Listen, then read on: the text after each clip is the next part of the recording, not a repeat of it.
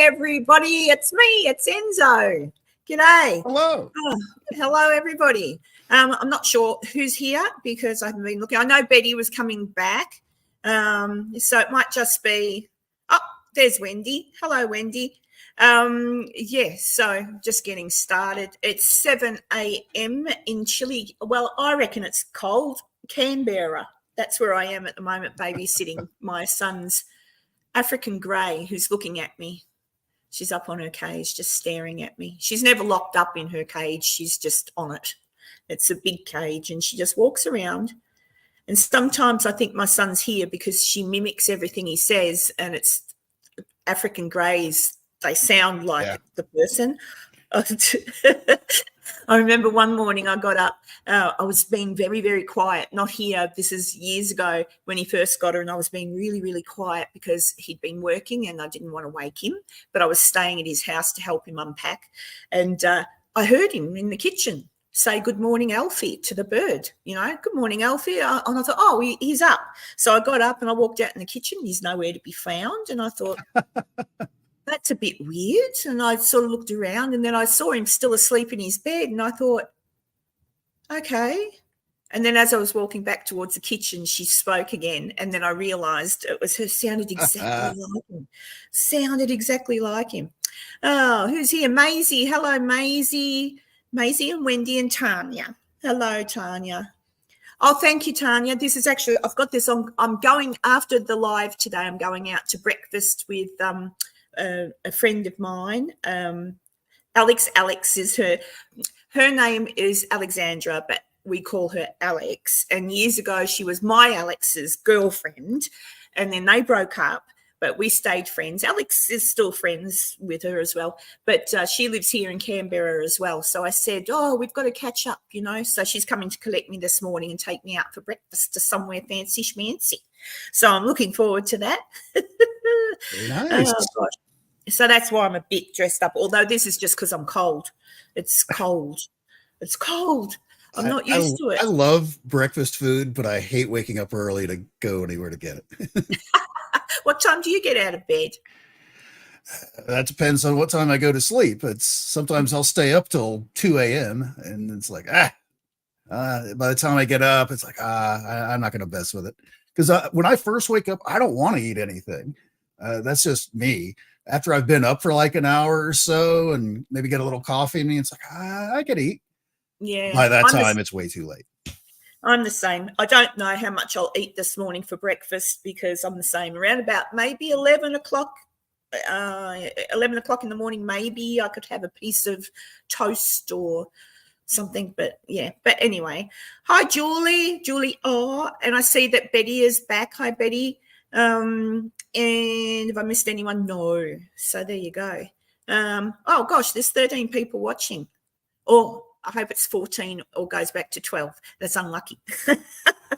Actually, you know what? I don't believe 13 is an unlucky number, because if you add 3 and 1, I just take it to the next number.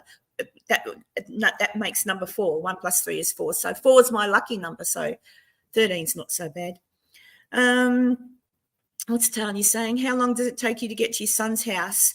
Well, I flew. If I drove, it's around about 13 hours from my house to his. Piece of cake. That's a day's drive. Oh, yeah. Oh, a day for you, 2 for me, because I'm usually on my own and I get tired. On my own? But you're a man or something. Well, last I checked, it'll take me 24 hours to drive to get to Virginia City. So I know. That I'll make a stop for, of course. But I'm usually so my limit's nervous. 12.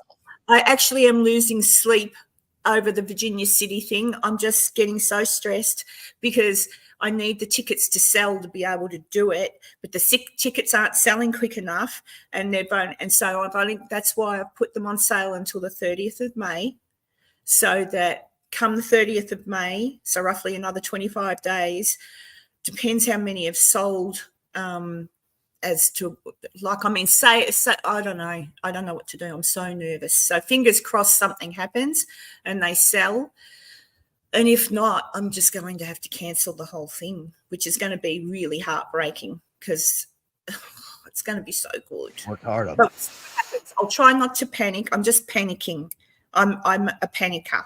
I'm like, oh my God. So we'll see what happens. But anyway, what's Maisie done? Hi, chat. I just had to put cream in my eyes, so so I can't see properly at the moment. That's all right, Maisie. I must look like I'm about 21 then. Tanya's saying Enzo is a man or something. Yeah, thanks, I guess. Yes, Wendy. Look at flights, but just have a look at how much and everything. Well, I am stressed. I can't help being stressed. Oh dear. Because I so much want to put it on, and then I'm thinking, it's going to be.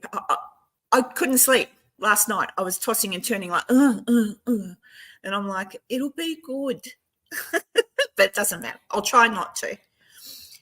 What's Ian telling me? 13 considered to be unlucky, as it was believed that was how many people were in a coven. Nonsense, obviously, but still. Yeah, I don't know. That's what I mean. 13, 1 + 3. Just take it down. Make it number 4. I lived in a house that was number 13 once. What was it? 13. I can't remember what the street name was. But anyway, I lived in a 13 house, and nothing unfortunate ever happened whilst living in that house. At least not to me. Wendy says, how long is the drive from Reno to Virginia City? 25 minutes, roughly 30. Yeah, Depends. It's a mountain. It depends on where you are in the city and stuff like that. There's it's 36 minutes according to Google, so we're just say 30 minutes. Yeah, it's about that. It's not a long drive. Like, I've driven it a few times, and it depends on traffic, right you are, and depends what you like driving around a mountain road. And you do have to be careful. Summertime, yeah. Well, when I was driving up from Reno last time, there was a rock fall, like there were little rocks all over the road. God damn it. I tried to dodge a big rock, and when I tried to dodge the big rock, I ran over a little rock that was really, really sharp and punctured the tire. No. Oh my God. So I thought maybe I'm lucky, and I drove an extra, not even a kilometre, and I went, but I was on the mountain road, and I was lucky that there was a spot where I could pull over to the side.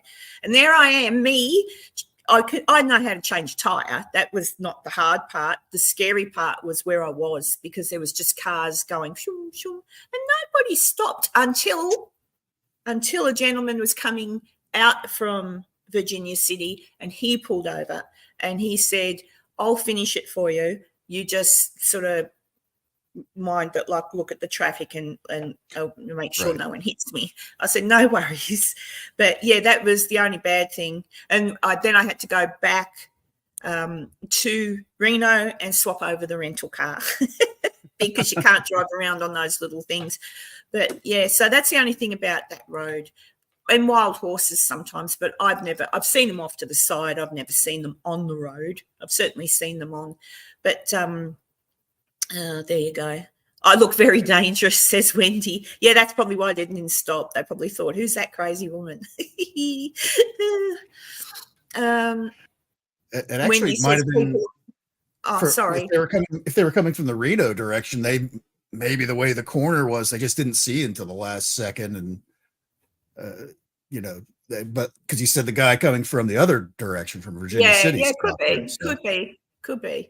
Yeah, or they could have just been rude Americans. Rude city people. The country people are great. City people, yeah, that's right. The guy was coming from Virginia, and he lives in Virginia City, so just on the outskirts. So yeah, so he was a local, so he was very kind. Oh dear.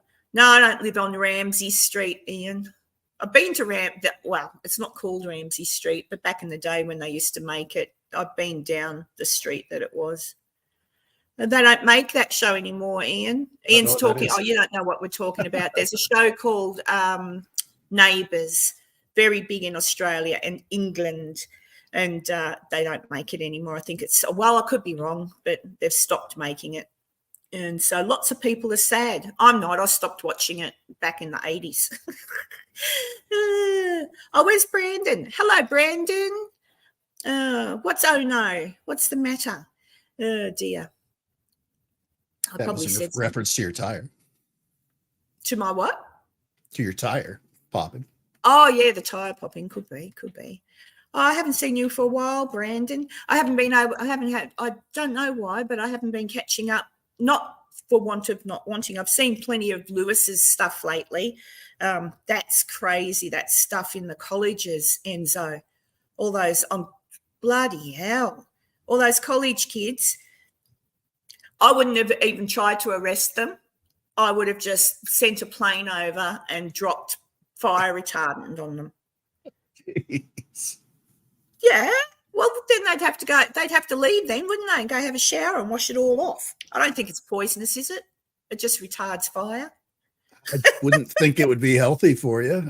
Oh, all right then. Okay. Well, then I would have just got some fire engines there, all the fire engines with their high pressure hoses, and That's a classic 50s, 60s riot control method, I guess.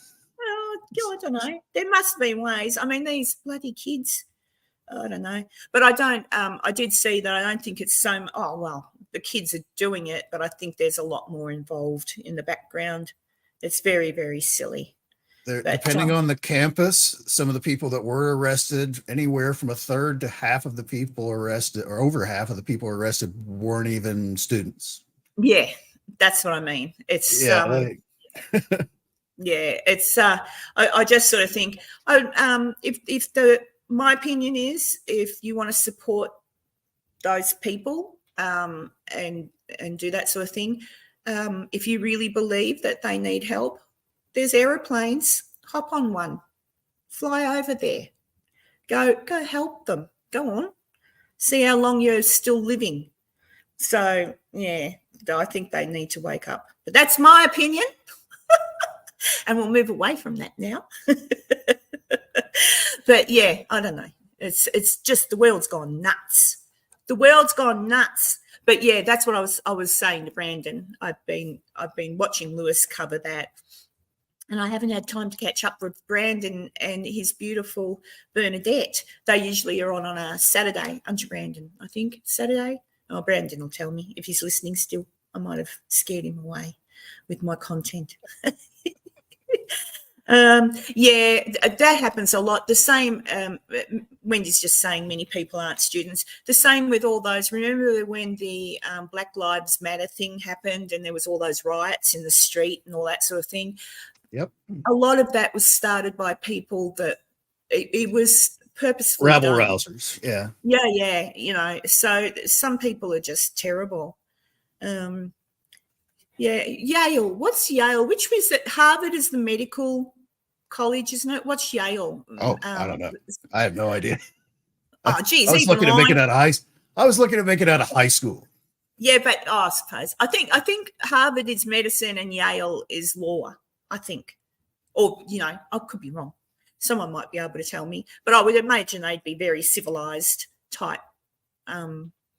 They're old school. College, do you call them college or universities? I don't know. Both. I don't know. Both? Yeah. Oh, Yale is medical. Oh, okay. Oh, both. Gotcha.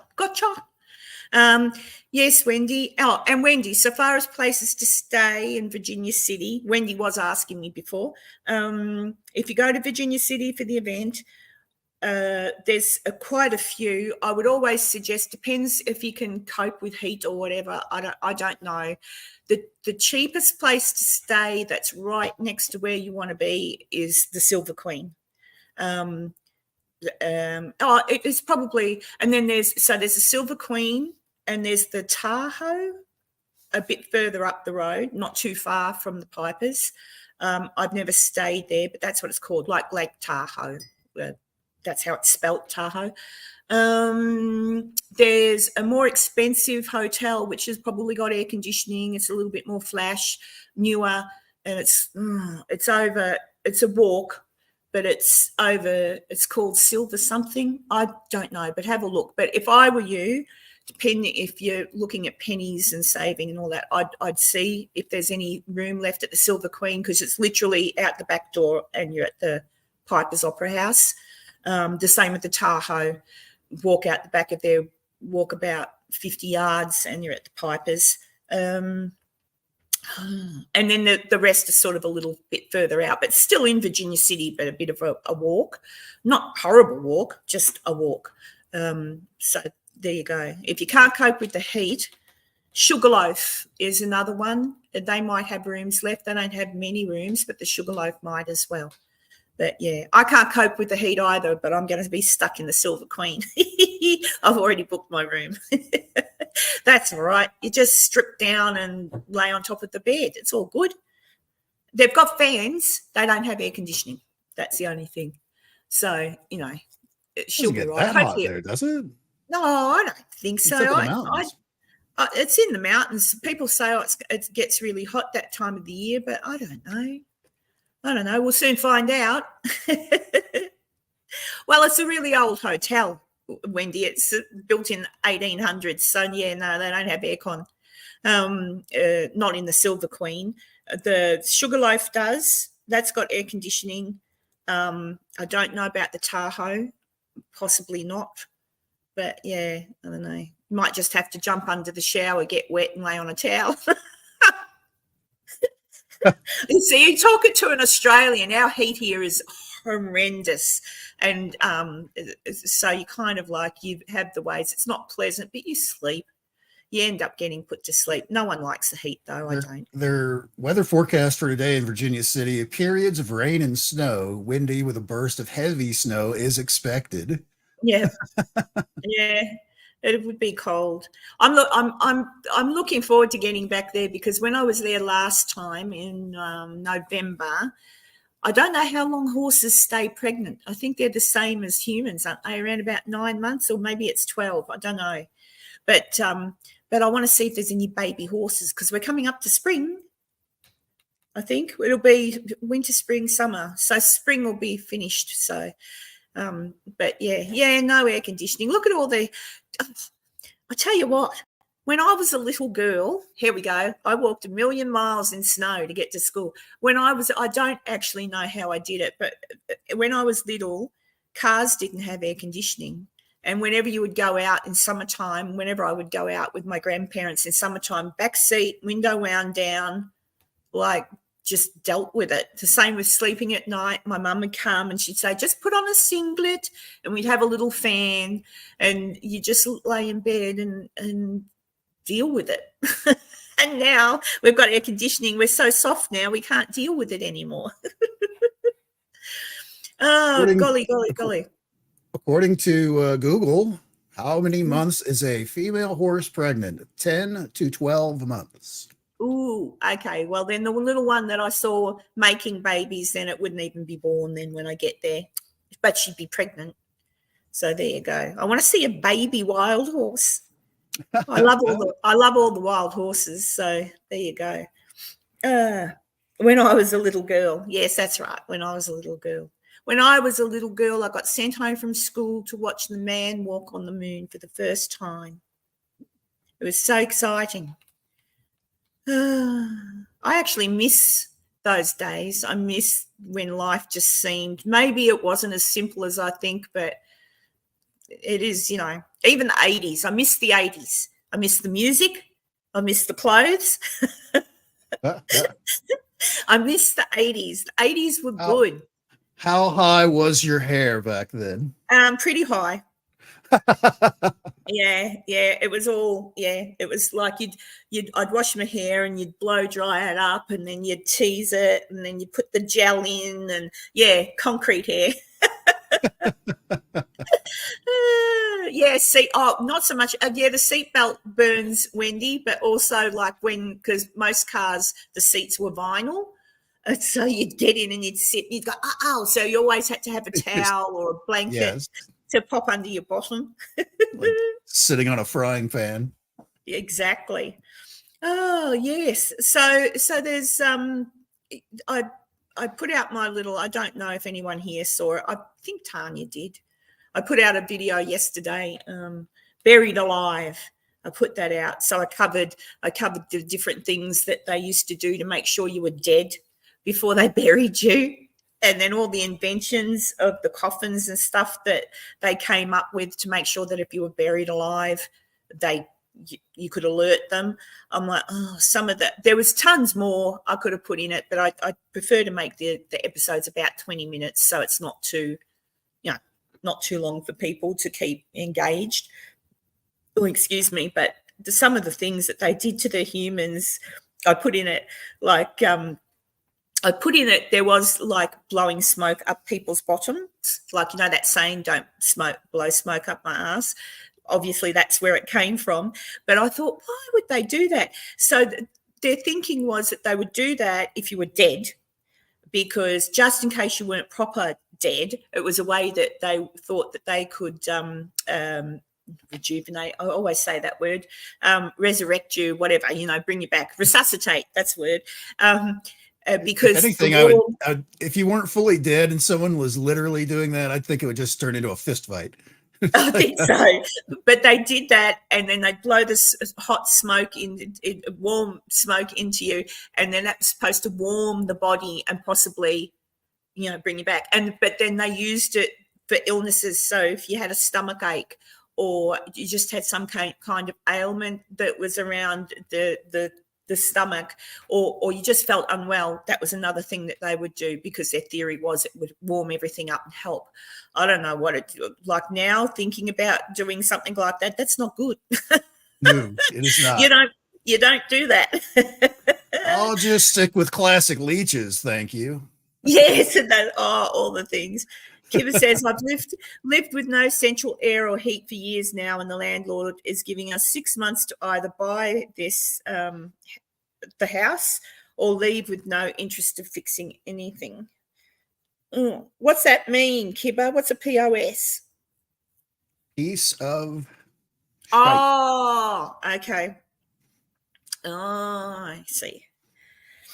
No hot water heater either, so cold. What? Why are you living somewhere like that? I wouldn't even be paying my rent. But anyway. You weren't paying a lot. What was that? I wouldn't want those bottom coughs. Oh, golly.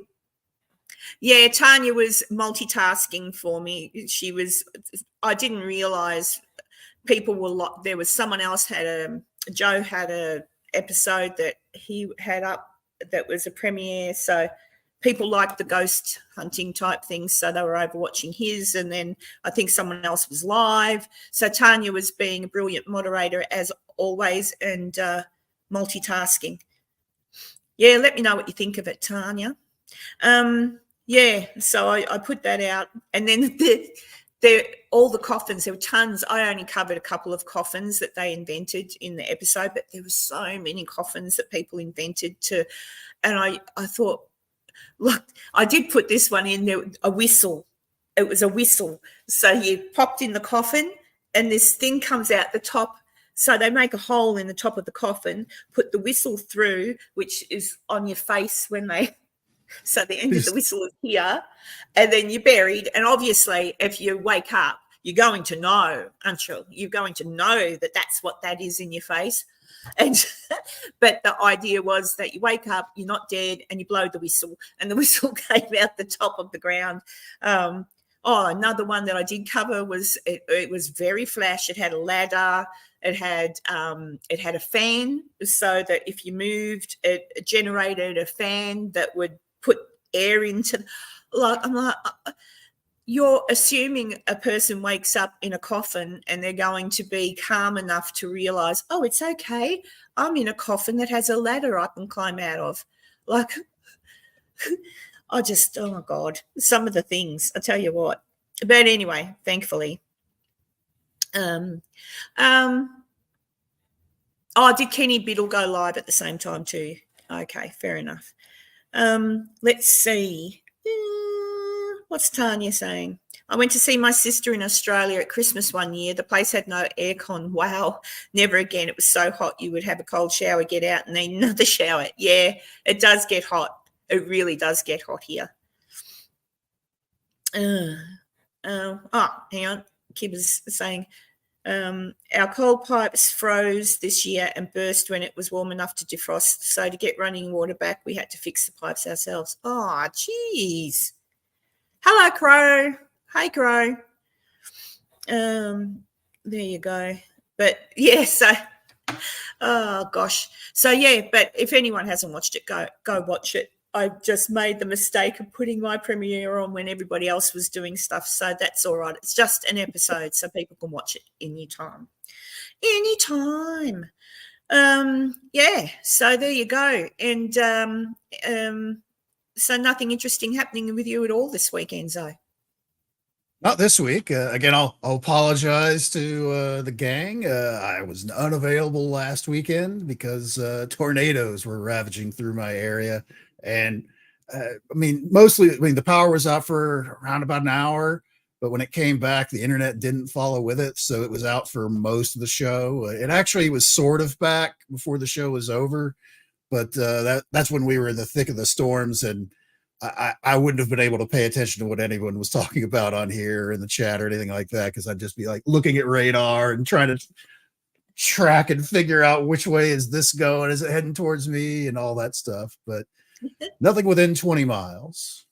Very good. And thank you, Wendy. Yeah, it was not a bad interview. Those boys are funny. They're funny. And the boy, Steve, not Stu, Steve, he talks more than I do. So there you go. Yeah, I did see some of the footage that people took of the tornadoes around on that weekend, and I thought, Jesus Christ, I couldn't live there. I couldn't live there. Or if I did, I'd have to live in an underground house. So yes. I knew that if it came over, it wouldn't do anything. But yeah, crikey. Yeah, springtime in Kansas is, everybody considers that whole Vault Tech Fallout underground shelter a pretty good idea. Yeah, I don't know. Like if you were going to, people do live there. I mean, I know here in Australia, up in the area where we get a lot of cyclones, houses are now built to withstand a cyclone. Like there's certain things, I mean, I don't know if it could withstand a truly horrific cyclone. Like I think they go up to 5, I think, cyclones, something 5. But anyway, yeah, so I wonder if they can do that kind of thing with tornadoes as well. But the unfortunate thing is you often see when the tornadoes hit the ground, they're hitting like you don't call them caravan parks. What do you call them? Where you put a caravan, trailer parks. Yeah, trailer park. Yeah. The trailer parks are tornado magnets. They will, if there's one anywhere nearby, it will divert directly at it. Yeah, it's kind of like, oh, there's one. It's like, ooh. I still remember watching Twister when it came out, and I was really, really disappointed that the trailer showed the cow. Oh, but when we watched the movie, you don't see the cow. And I didn't like seeing the cow because I thought, oh, poor cow. When it comes down, it's going to go splat. So I didn't really like seeing. Maybe that's why they took it out the movie, so people wouldn't get upset that someone was hurting a cow. I seem to remember seeing the cow in the movie. Did you? Oh no, maybe it's one of those things, or maybe I remember the tire. A tire comes fly, a tractor tire or something. I don't know. It's been years since I watched that, but maybe they'll reenact that. They do have a remake coming out this summer. Oh, geez. It's probably going to be stupid and really violent. I still haven't got to the cinema to see the new Ghostbusters movie. I must get to the cinema to see it. I haven't had time. Seen it either.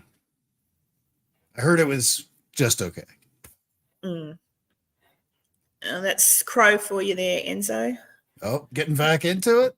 You must not be looking at Twitter, because that's what's been driving me away from it. Yeah. Yeah, well. Hey, Bernadette. Hello, lovely.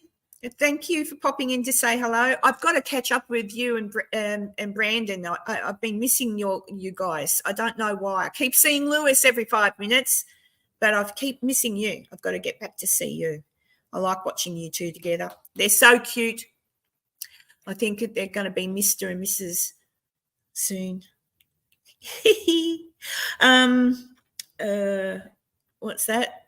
Wendy says, I'll be bringing the popcorn if you bring the hot dogs, Crow. I wish Crow could pick a new food. Cheeseburgers. That would be nice. I watched Ghostbusters 2 last night. Not as good as I remembered. I liked the first one, Ghostbusters. The first Ghostbusters is the one I loved the best. The second one, Ian, was that the one with the baby? Yep. I'm trying to remember. But I know the second one is the one with Statue of Liberty, but I can't remember if the baby's in it too. Yeah, there was only two Ghostbuster movies, wasn't there? Not three. Two. Well, there were official Ghostbusters 1 and 2. Then there was Ghostbusters Afterlife last year, the year before, whatever that was. Yeah. And now this one. Yeah. Yeah. I just get really sad. Everyone's getting old. That's the thing is that's a lot of people are really getting tired of like the franchise type movies, especially the ones that they try and reboot 20, 30, 40 years later, like this. Because you see your old, tired, beat up actors and actresses that were not. I would prefer to remember them in their youth in those movies. That's what those movies are all about. But I do love Bill Murray. And I love Dan Aykroyd. I love those two. And so seeing them makes me feel all warm and fuzzy inside. So, you know, I did like it. I did like the Afterlife movie at the end with Sigourney Weaver and Bill Murray and the cards. It reminded me of a time that was a lot easier to survive in. And, you know, when you could get a job, you know, the most you had to worry about, well, I don't even really know what I'm worried about back in the 80s. Maybe I'm getting old and forgetting. I don't know. I don't know. Nowadays, every time you turn around, there's something to worry about. What's a cotton dog? I would guess it's meant to be corn dog. Oh, corn dog. Yes. They make nice corn dogs in Virginia City. Nothing wrong with a good corn dog. Hey, Helena. Hello, sweetheart. Oh, dear. And JRD, hello. Helena says hello to you too, Enzo. Hello.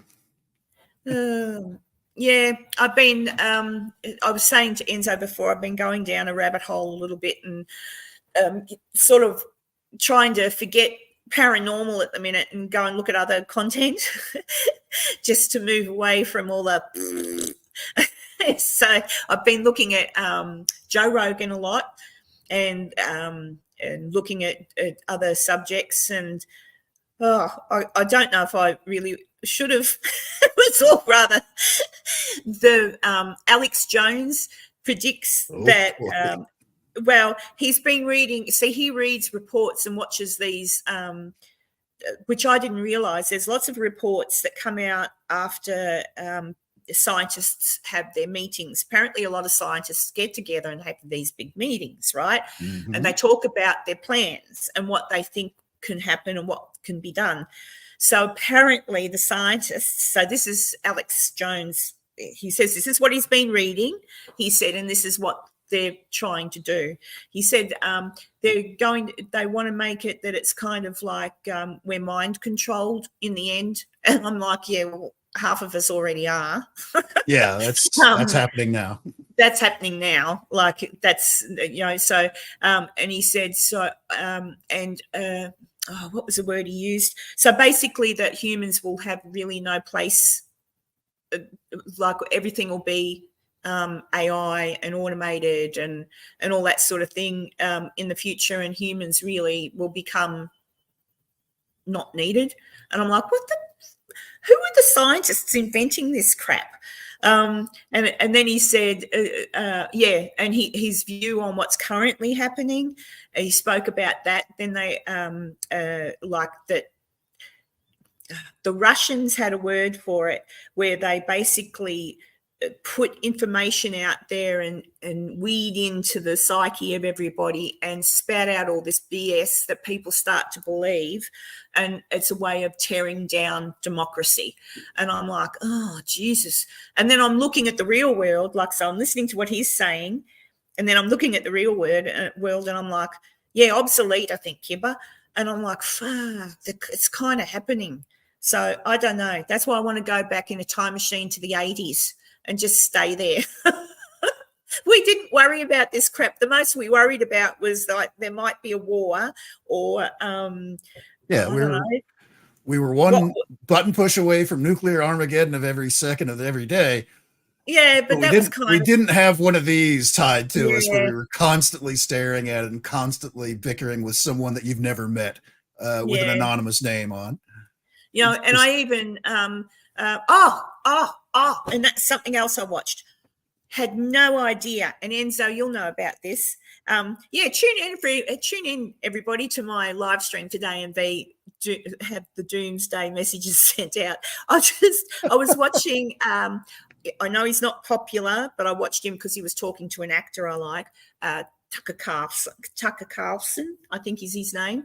I'm not too sure what I think about him, but he was talking to, he used to be married to, I've gone blank. He was talking to an actor I like, but it was all about electricity and the sun and how in the 1800s, I didn't know this, so I learned something new. Around about 1868, there was a solar storm thing, whatever they're called, Enzo, you know, where it kind of interferes with the electrics. It was called the Carrington event. Thank you. See, Enzo knows. The Carrington event, so it actually just wiped out the whole telegraph, the way they could send telegraphs or telegrams or whatever you call it. And he amongst other things, it was basically all the wiring was acting like antennas. Yes. And it was basically, it's the sun put us through an electromagnetic pulse. Fortunately, it was before we had any satellites or widespread electricity or anything like that, because it all would have gotten blown up. The telegraph system for most of the northern hemisphere went down, which telegraphs were always simple even back then, where it's basically a magnet and a coil of wire, and then you just stretch a wire between this town and the next. So when they started blowing up or exploding or lines catching on fire, some of them with the batteries disconnected would still work because there was so much energy being funneled in through the atmosphere. See you, Helena. Yeah. But he was talking also, and this is the part I didn't realize, but how we have our electricity now. He said if that happens again now, it'll take all of our power out. It'd be gone. We'll have no power. And he said what there is available, but the big power companies won't do it because it will cost billions. They're like a circuit breaker. I don't think it's really called a circuit breaker, but it works in the same way. Yeah, works in the same way. So if that happens, that shuts, like it'll protect the grids, and we won't lose our power. And he also explained another way it can be done without the sun. And he said that is with a nuclear device on a Scud missile, shoot it into the space, it goes and does the exact same thing, wiping out our electricity. And he said that they estimate if that should happen, that 90%, I think he said 90, it was 90 something, 90% of humanity, like humans, will die within a year. And I thought, yeah, because so many people don't even know how to plant a tomato plant. Nobody knows how to survive without electricity or running water or anything. And I thought, yeah. And he said, and of course, then there'd be riots and people probably killing each other because they want food, they want whatever. And I went, oh, Jesus. But everything he said, you can kind of go, oh, that'll never happen. But I don't know, it could.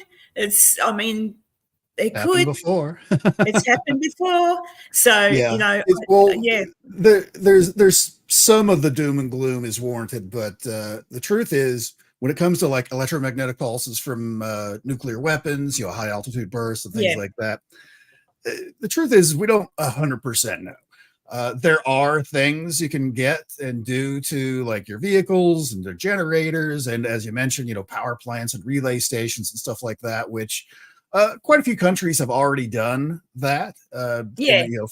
From the nuclear war side, but it's not all encompassing. So basically, like major hub cities would basically have electricity, but anything outside of that probably wouldn't. Yeah. But just because it's such a vast project that costs a lot of money to keep us alive.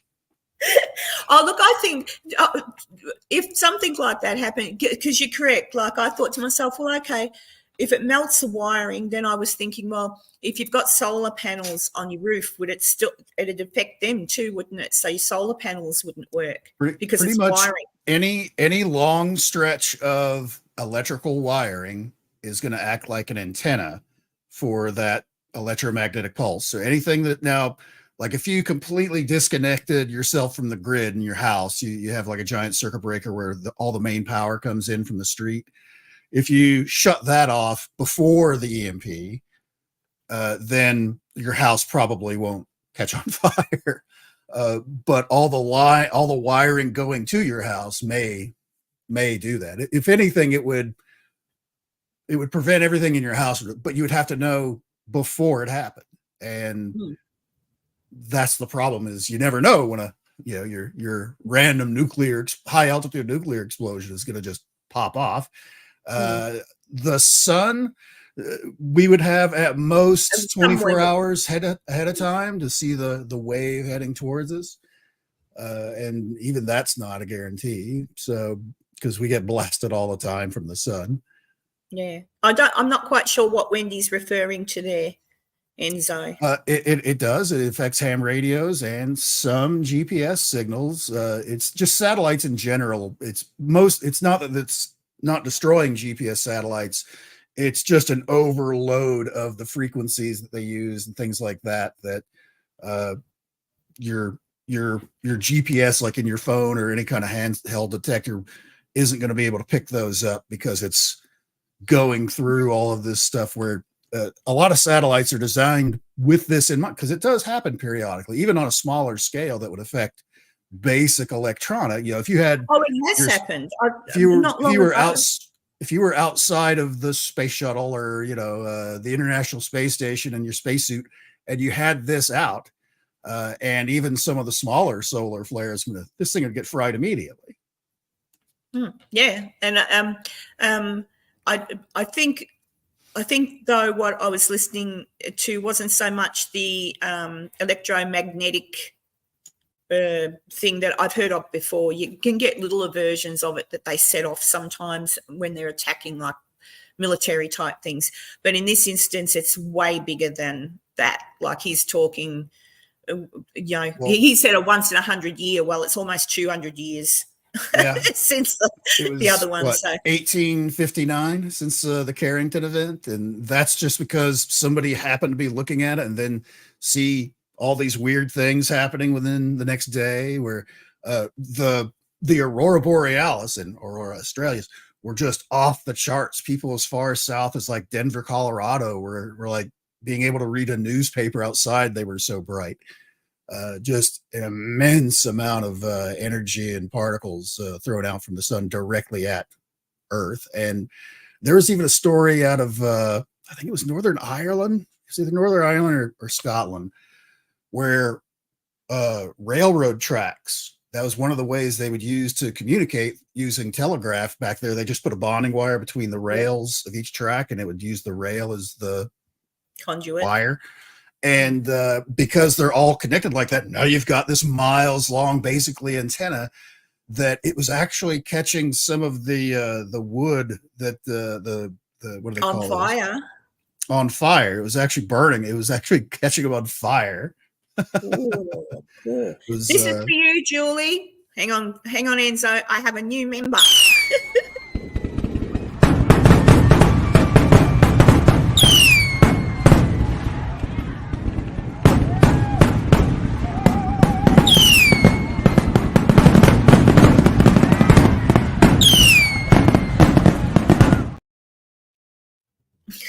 Thank you, Julie. Much appreciated. Hi, Antoine. I haven't seen you in here for a while. Hello. What's Wendy saying? The astronauts are having to be careful now because of the solar flares. Everything that we have up in space is generally shielded from like the average stuff, but the really big stuff, nobody knows. Even if it doesn't get all perpetrate all the way to the ground where it's not as bad as we think, most of the satellites are going to be in bad shape. So that's all your telecommunications are gone, all your weather forecasts are gone, all that kind of stuff is not going to be able to recover very well. So we kind of would go back to the 80s, probably. What's Maisie saying? Karen, Rogan, Alex, and we Tuk Tuk are people I would never listen to. They have a proven track record of being dishonest. That's me being diplomatic. Oh, well, Joe Rogan I enjoy. I like. A lot of his stuff is interesting.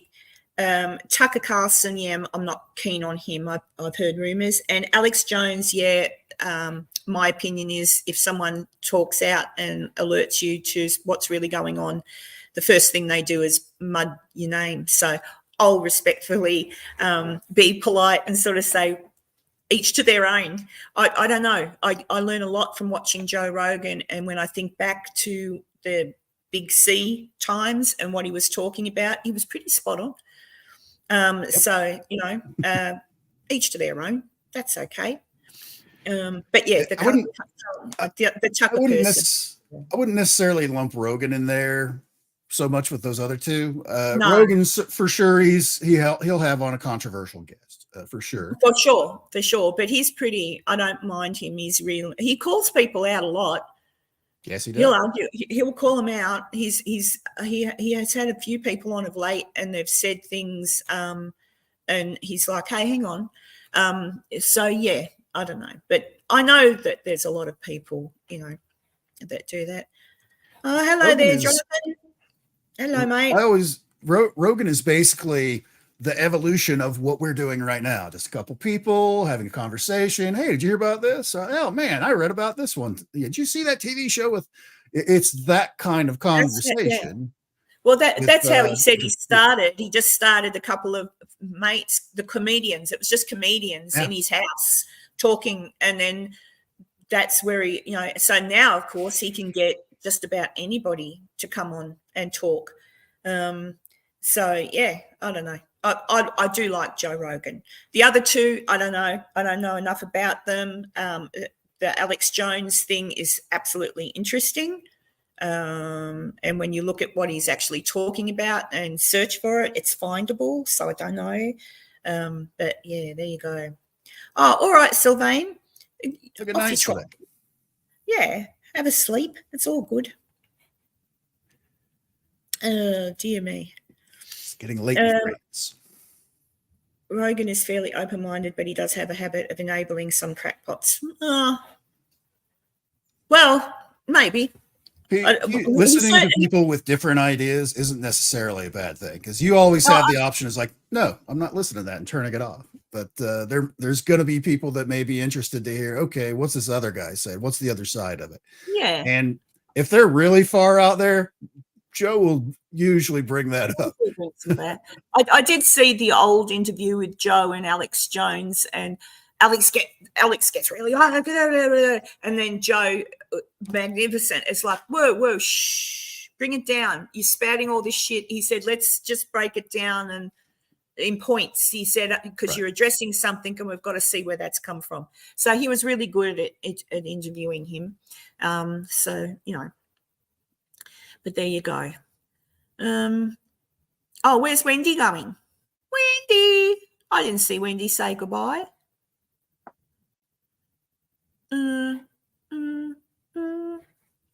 Oh, I see. Wendy was saying goodbye and he said goodbye. I'm like, don't go, Wendy. Dear me. Yeah, so lots of interesting things happening in the world that I would prefer to jump back in the TARDIS and take myself back. I just don't. It's just crazy. And of course, so let's go. Yes, let's go. And then I saw that the Doctor Who franchise. I saw an article on that where it's going to, and I'm like, oh my God, I'm just over it. Like, Doctor Who just isn't Doctor Who anymore. It's rubbish. So I won't be watching it. I haven't watched it for years anyway, but I did love it. I used to love it. I love it, but not anymore. I don't know. The world's gone mad. Isn't there a movie, the Stop the World and Let Me Off or something? Isn't there? Stop the world. I'm just like, so I don't know. Oh, you like the background he's got now, Wendy? It's probably the Doctor. Is that the one? Oh, I think so. Yeah, that one. Classic Tom Baker background right there. Yeah. Oh, gosh. Yeah, so I haven't, it's been a bit of I've had a slow week. This week I've had a slow one because I'm here at my son's, so I'm trying to relax, which is nice. Oh, Julie gifted a membership. Excellent. Let's have a look. I'll play this and then I'll tell you in a minute, Wendy. Dancing for you, Julie.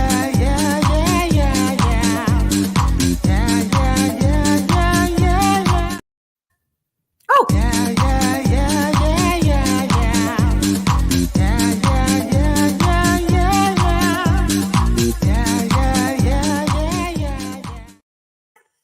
There, you got a start and it got it again. You got it a bit longer. Thank you. Thank you for that. Yeah. I watched from season, like I've watched all the old ones, the really old ones, but the newer ones are what got me suckered back in. So there's the first season, which is worth watching because if you don't watch that, then you won't appreciate David Tennant. But all of David Tennant, I love. So if you watch the first one, which is, I can't remember his name, Eccleston. Yeah. Eccleston. It's worth watching. There's only one episode in there that I found boring, but then he regenerates. So he regenerates at the end. But it's kind of important to watch the first season because it introduces you to the rest. So from season one, it lays a lot of groundwork, and plus it kind of lightly talks back about the previous series a little bit. It eases you into it because it's a lot. I mean, the show was on from I got it right here, 1963 to 1989 in the original run, and then they rebooted it in 2005. So, but I agree. Start with right at the beginning, with the 2005 shows. Yeah.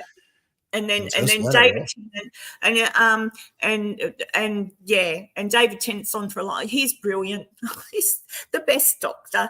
And then when he regenerates, then you've got Matt Smith, who did a good job actually, Smith, but still wasn't David Tennant. David Tennant.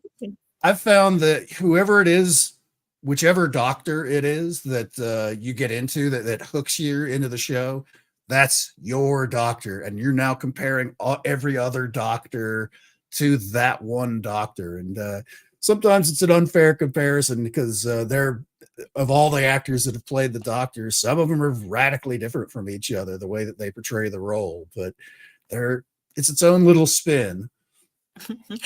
Maisie, I'm not going to argue with you because I love you, but Rogan did not promote the horse paste. He didn't tell everyone to go and take it. He spoke about it, and that was actually a media kind of like, what do you call it? Fake news. He didn't promote it at all. He said that he had taken something to see for himself and he hadn't gotten sick, etc. But yeah, in regard to that particular, that I have heard the other thing about the Sandy Hook. Yes, I heard that, and that's not very nice. But yeah, just look back on it and have another bit of a research on that story. But yeah, no, that was a media thing to actually knock Rogan out, like they wanted to get rid of him. There's been quite a lot of nasty stuff written about him that is absolutely false. So that's all I'll say on that. Just research it a little bit more, go back in and have a look. But yeah, that's the problem. Some people just look at mainstream, or not even mainstream, just what the narrative that gets out there. And I like to look deeper. So sometimes, you know, like I say, I'm not 100%, but I know on that one, because when that came out, I went, what? And then but I'd been watching him for such a long time and listening to his narrative that, yeah, that was kind of like a hit piece to try and knock Rogan out of the, you know, they didn't like him talking about it. JD says, yes, David Tennant is eye candy. I do like David Tennant. David Tennant's best ever role was yes. He's a good actor. I remember that. I'm like, oh, he's a good bad guy. He played the Kilgrave bad guy in the Jessica Jones Netflix show. Yeah, he was really good. Was dark. Yeah, and I did watch him once in a remake of Fright Night, where he played Peter the Vampire Killer, or whatever it was called. You know, the original Fright Night had Roddy McDowall. I love Roddy McDowall. So that was, you can't beat the original, and they couldn't beat the original, but David Tennant was absolutely hilarious in that movie. He did it. he played it so well. Oh, dear. Oh, Karen is the research queen. If I talk about something, I'm happy to be corrected. If I'm wrong, absolutely. But if I talk about something, I'm like this morning talking about what Dennis Quaid. There you go. Dennis Quaid was talking about the electrical thing, right? So yeah, but there's a reason. I'm not sure why, and I didn't get to the end of the interview. There was a reason he was talking about it, but yeah, it was Dennis or Randy. No, Dennis Quaid. Okay. Oh, Randy Quaid. Yeah, Randy, I would expect to be talking about fringe topics like that. Yeah. But I was listening to him, and so that I'm not 100%. Researched on that subject, but what he said was enough to make me think, oh shit. And also the fact that he was saying that the governments are giving out billions of dollars to different things, but the government should just give those billion, keep it and fix this up, so that if it does happen, it doesn't happen. We won't lose power. There will be nothing to worry about. So he's very concerned about that, as he should be. But I'm going to look back. I'm going to look into it a bit more and just see where this is coming from. But yeah. What's Antoine saying? Fox News should be banned for good, because they love to spin every nonsense narrative and misinformation with their lies day in and day out. Look, I'm sorry to tell you, but all the news spins. All the news does, all of it. And I think mainstream news is dying. I don't think anyone watches that anymore. Nobody watches it because they know it's all crap. It's all crap, and it's all the people I hate to say it, but he's an Aussie. Well, Aussie-born Murdoch. I mean, he owns just about everything, media-wise, and it's all they're all told what they can and can't say. Like here on Australian television, the guys that do the morning shows and stuff, they're not allowed to really say what they think. They've got to stick to the political agendas of the day, and that's why people don't watch it anymore. And I'm still very wary of who I watch on just the internet. So I'll go for my news. I'll try to go like I don't know about them anymore either, but GBT News it was Great Britain something, which is mainly internet based. There's a few that you can watch, but you just don't know who to believe anymore. You just don't know who to believe. So it's better that if someone says something, you research what they're talking about, and then you can gather, have they actually read what they're talking about, or are they just listening to some Joe Blow who's browsed over it and hasn't really gotten, to the full story. Oh, hang on. Where am I? I'm just trying to see what Ian said. I have a bottle of champagne in the fridge for when Murdoch. Yeah, he's not popular in our country either. Yeah. Yes, and journalism is not biased. Oh, I broke my heart. Yesterday I watched an interview with why am I going blank on everybody's names? The actor who was accused, very good actor, was accused of, sexual assault against a man. He's been proven innocent. Shit. He was in that movie with the roses. Getting thrown down. Oh, people, what's his name? Oh, he was in a show called House of Cards. Why can't I think of his name? He's a brilliant actor. Karen, House of Cards. He played the president, and then he got sacked because of this thing. Kevin Spacey. Thank you. I was watching an interview. So Kevin Spacey gave an interview within the last few days, I think, because I watched it yesterday. Thank you, Antoine. My heart broke for him. He even cried, and people can go, oh, he's an actor. But no, genuine tears of frustration and sadness. He's been absolutely ruined by media who jumped on the story straight away, and they're still trying to ruin him. He came on to talk about, I don't think he would have even bothered with this interview, but a media outlet, one of those mud-raking journalist type people, have put together a mini documentary on him where they've spoken to 10 people. They've spoken to hundreds apparently, but only 10 people would go on the record, but anonymously. So these 10 people haven't given their names. They're staying anonymous and told stories about stuff that he did to them. So this poor bastard's just been proven to be never lied. He didn't do the things he was accused of. Absolutely didn't do them. The fellows that accused him have been proven to have lied, and they're in trouble. And there he goes thinking, righto, well, I'll get on with it again. And some assholes come out with a documentary to pull him through the coals again. I'm like, people are just shit. And that's really shitty, I reckon. Really shitty. So, but yeah, he played Frank Underwood. That's right. Yeah. No, not Michael Douglas. Kevin Spacey. Michael Douglas has never been accused of anything shonky, I don't reckon. I know his father did. There's all sorts of talk about his dad, Kirk Douglas. Kaz is here. Hello, Kazza. Jim Belushi, stop throwing out names. It's Kevin Spacey.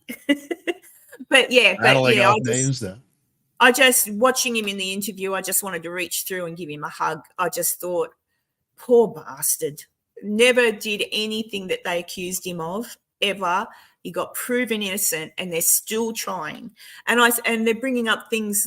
It's funny. There was one fella said, I met him when I was at school, acting school, and he took me under his wing, but then he'd take me out for dinner and he'd put his hand on my leg and I'd say no, and he'd want more, but then I said no. And then the next time he took me out, we went for here and there and I said no. And then the next time he took me, I'm like, the same person that went out with him multiple times and said, but then he touched me on the knee. I'm like, what are you going out with him for? What are you going out with Mr. Spacey for if you're not interested in? Should have stopped after the first date or meeting or whatever it was we're calling it. Who hasn't made a goose of themselves? Who hasn't made an absolute idiot out of themselves at some point in their life where they've read the wrong vibes and thought someone was interested and then gone to do the, old move only to be told, like we all do stupid stuff like that. So I don't know. Poor Kevin. Oh, Tanya. Thank you, Tanya. Thank you so much. Now Tanya needs her song. That's the dancing one. I've still only got the dancing one, Tanya. Hang on a minute. Wait a minute. I'll do this properly. Hide that. Go to brand. All right, more dancing. Thank you so much, Tanya. Thank you. Love you.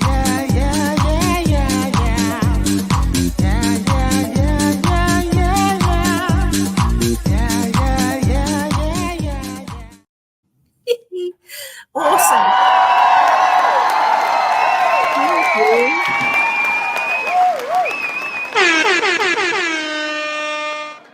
Oh dear. Reach Beyond Paranormal. I will definitely remember to mention your channel in my next live. I love your content. Been amazing. Love the Ouija Brothers video as well. Oh, thank you. Thank you.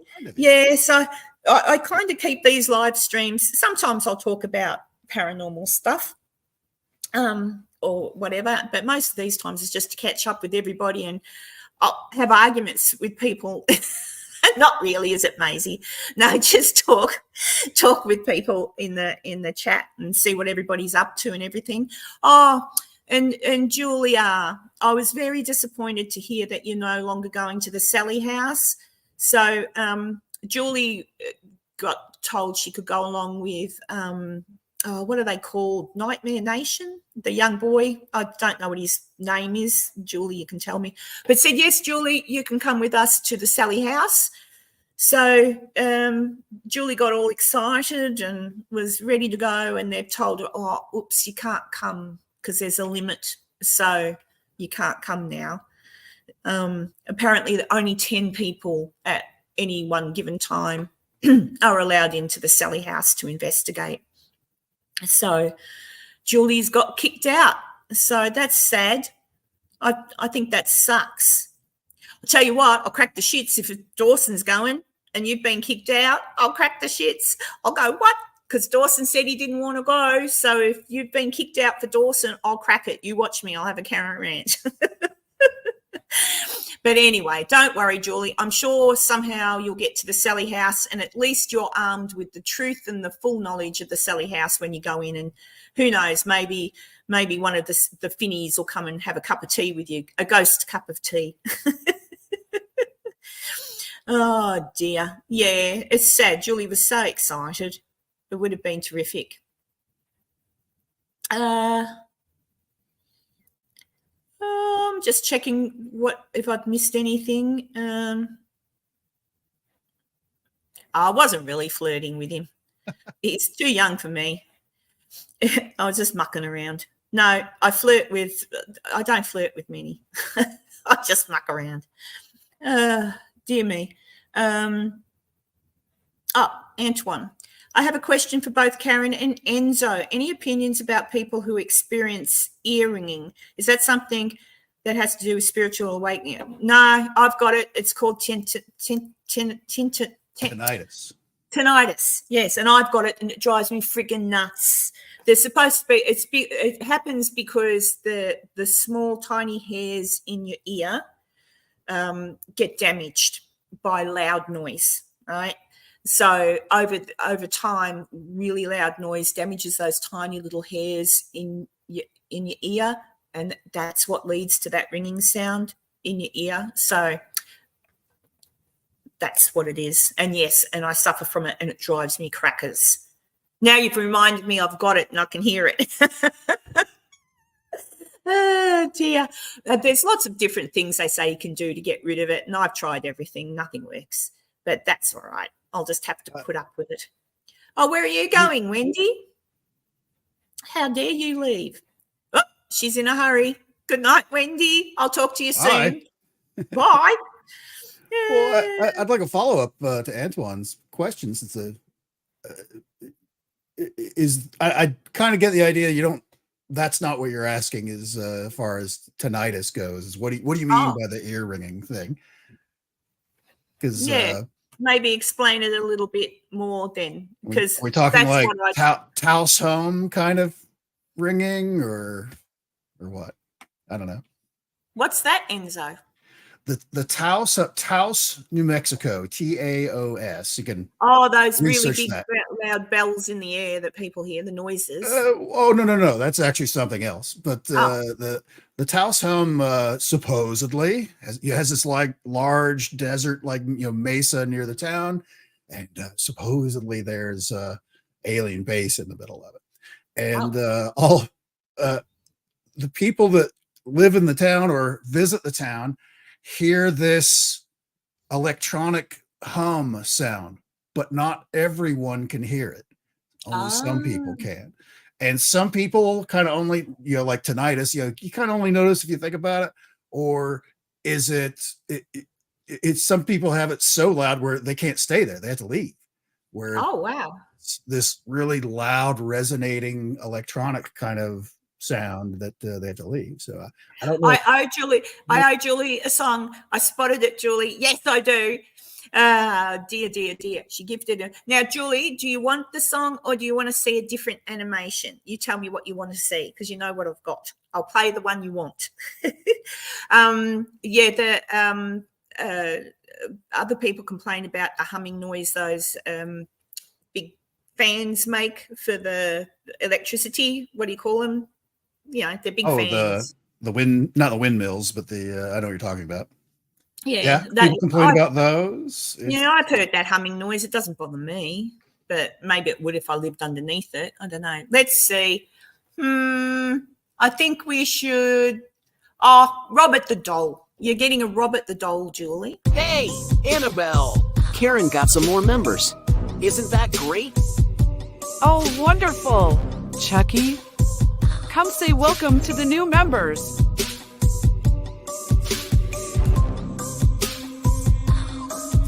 Hey, F you. Leave me alone, or you're toast. Chucky, that's naughty.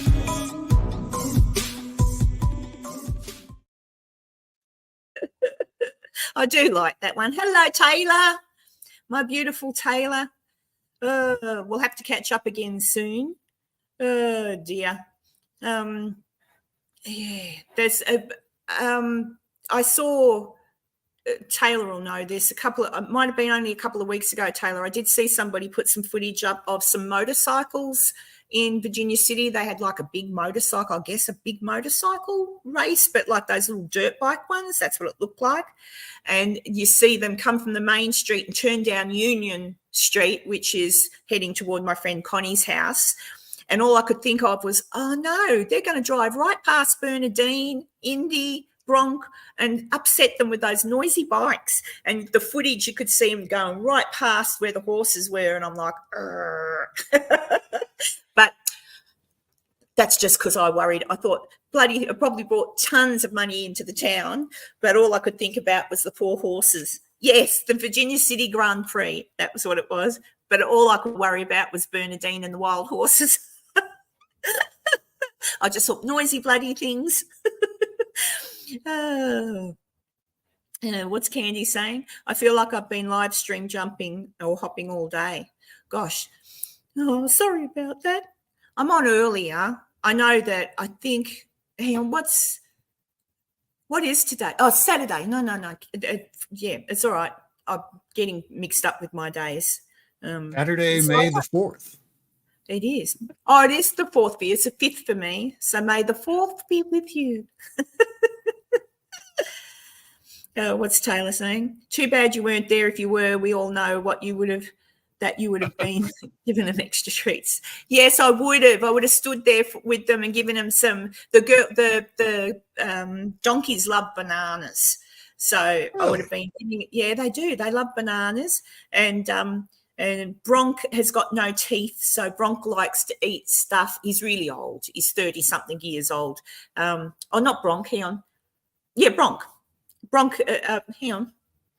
No. Bronk is the big brown one. But yeah, one of the horses, I've gone blank. Why can't I remember his name? He's got no teeth. So you've got to, feed him, soft stuff. But yeah, I love the horses. We had Candy said Crow, third favourite, Jeff Burr now. Oh, okay. Crow was live too, was he? I see.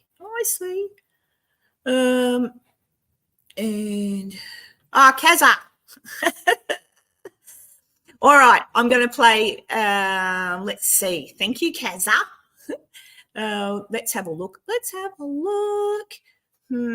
I think we should, even though it's for super chat, I think we need to see Enzo get abducted. That's what I reckon. Here we go.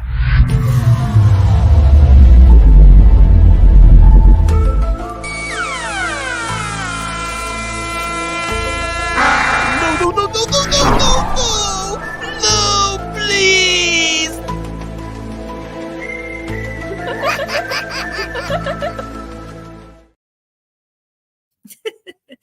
Hey, Bad to the Bone, welcome in. Oh no, Enzo, come back.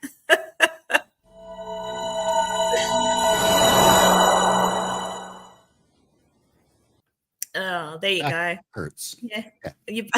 Your back hurts. So as long as that's all. Thanks, Grumpy Bear. Hi, Sky Talker. Oh dear. Yeah, it's hard to know now too when most people go live and all that sort of thing. Everybody goes live at different times and days and whatever. So that's why I just try to stick to this time. And then sometimes I might pop on, not often though, but I'll try and pop on sometimes. But yeah, Bad to the Bone, you better make something like that too for your channel, eh? Ah, dear. But yeah, so yeah, a lot been going on in the little world, and I've just been trying to keep happy here in this little world of Canberra. It's been really, really funny. I got here on Tuesday, so I didn't get here until Tuesday afternoon. So that was nice and quiet. I just came in and looked after the bird and did what I wanted. But it was so quiet. It's so quiet here. You can tell there's no birds chirping. There's no dogs peeing on my plants. Oh, my God, that dog. It's just quiet. And then the next day when I woke up, I still wake up early, but I thought, oh, I slept well. And I thought, why did I sleep well? And that's because there was no dog running around on my bed, getting in between my legs, jumping on my head, no cat jumping up on my head. I'm like, oh my God. And then it's just so quiet. I'm just not used to it being quiet, and no demands like, mom, take me here, mom. I'm like, oh, it was the constant barrage of mom. Yeah. So I'm just quiet.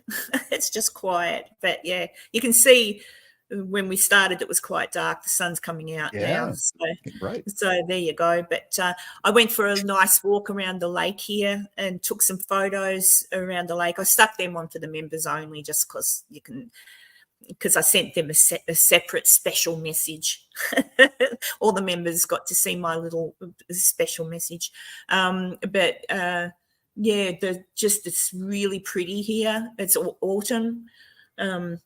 I think autumn, winter, spring, summer, fall. Yeah, autumn. But all the trees, all the leaves are changing color. You got red and you got gold and you got green, and it's just beautiful. So I think the photos showed everything. What's that? I feel with you with the cat jumping on your head and a 12-year-old going through puberty. Glad I made a quiet place in the attic. Yeah, my kids, my youngest is, yeah, she's 18. She'll be 19 this month. My Gabby just turned 21 yesterday. So I've got it. Yeah. So my other one will be 19 on the 19th. My son, Alex, he'll turn, oh gosh, how old are you, Alex? He was born in 88. And he's having a birthday next week. How old will that make him? Oh, I'm dreadful with my kids' ages, aren't I? Do some math for me, please. And so how old will Alex be this birthday? He was born May. Remember what your own? Oh, he was born on the 12th of May, 1988. What does that make him? Okay, it's 1988. I don't know. You're not even going to try and do some math in No, your head? my brain hurts this morning. I don't know. He's getting old, right? 36, is that right? Yeah, probably, or 37. Oh, look, fine. It'll be 36. 2024 minus. Well, while you're mathing. Yeah, 36. 36. You'll be 36. Thank you, Dee. Yeah, because Stephen would have been 35 this year. So, yes, that's correct. All right. There we go. You earlier mentioned me catching the dog misbehaving in the background, peeing on your plant back there. And I witnessed another pet misbehaving on a different show on Thursday night. As on the Authentic Happiness show. And before the show, she was eating a slice of pizza and just took like a couple bites of it and then sat it off to the side. And as we're doing the show, you see her cat hop up on the back of the chair, hop over on the table, starts sniffing it first, then takes, you can clearly see it taking a nibble of like a piece of pepperoni or something on the pizza. It's like, you're really enjoying that. And the second I said it, and she has earpieces in, so there's no way the cat would have heard me. It bolts. Looks over. Oh, I'm going to watch this back later, and I'm going to clobber that cat. When I was a little girl, my mum used to cook the best lemon meringue pie, right? And us kids couldn't wait for it to cool down so we could have some, you know. And we had cats. So this one time we get called into the kitchen by my mum, and we're only tiny. We must have been maybe 4, 5, if that, not even that. And mum's gone, which of you naughty girls ate all the meringue off the top of this lemon meringue pie? You know, and we didn't do it, Mum. And we got in trouble. She really believed we'd eaten all the meringue off the top of the lemon meringue pie. And then she made more meringue and put it on the pie because she thought we'd taken it. So she just made some more meringue, put it on pie, put it back in the oven, took it out, left it. And she come back out and there's the cat. It was the cat. The cat had jumped up on the bench and licked up all of the lemon meringue pie, like the meringue part of the pie. So many times pussycats and animals have gotten me into trouble. Oh, dear. Let's see. Just seeing, I'm not missing anything else. Yes, older kids. Mind you, the older kids come with different problems. At least younger kids, if you just feed them, take them to school, you know, they take up a lot of your time. That's all right. But when they get older, there's more problems, and it's like it's never ending. I love them, but it's never ending. Sky Talker. Enzo, did you see I wrote a song about you in the tune of Flipper TV show theme song? I did not see that. I'm going to have to go look at it. Where would I find such a thing? Yeah, where was it? I think it was in the comment section, wasn't it, Sky? I think so. In the comments for your for that mini episode I put together where I edited down all of your sciencey stuff. We haven't had Enzo the science guy this week, but we'll put it on him for next week. Yeah, well, do that next week. Yeah, we'll do that next week. We won't put the pressure on. Yeah, no worries. Bad to the bone. Something to look forward to. Yeah, your kids just get different. You're never left alone. There's always, Mum, can I borrow some money? Although I don't get that from Alex because he's got a good job. But, Mum, can I borrow some money? Mum, can you drive me here? Mum, can you do this for me? Mum, how do you do that? It's like, oh. One day I won't have to answer all those questions because I'll be dead. Oh, dear. What's Ian saying? I remember being at a friend's house where he had 5 girls ranging from like 6 to 16 or something around that area. And it was like every second I'd go over to visit with him and stuff like that. And between him and his wife, their mom, I would see one of the kids just like if we were outside in the backyard doing something or chatting or whatever, I'd see one of the kids come out and they're like little robots. They'd like scan the whole yard and they'd see the mother. And the second they made eye contact, mom. It's like, oh my God. Oh dear. Hang on. Erwin, what's Erwin? They call him Enzo, beamed up by lightning, as you can see. He's as smart as can be. Oh, don't make me sing again. Oh, and there's Skies. They call him Enzo. Enzo, smarter than lightning. Can be quite frightening. Well, at least you're popular, eh? Yeah. Yes, Maisie, that's what I get a lot. Mum, can you take me to the shops? Mum, can you take me to the shops? Why? I need this. I need that. And it's like, and then I'll get back sometimes from the shops with one child, walk in, sit down, go, okay, that's done. And then I'll get, oh, Mum, did you go up the shops? Yes, but I needed such and such. Why didn't you tell me? It can wait till tomorrow. Oh, but it can't wait tomorrow. I need it now. So silly me, back in the car, back down to the shops. Only one of my kids drives, so there you go. Dee, did you see Australia had two earthquakes, Warrnambool when we were down there at Easter time. Oh, Warrnambool gets a lot of earthquakes, and that area gets a lot of earthquakes. But yeah, there was a big one not long ago too, I think. But yeah, when I lived down in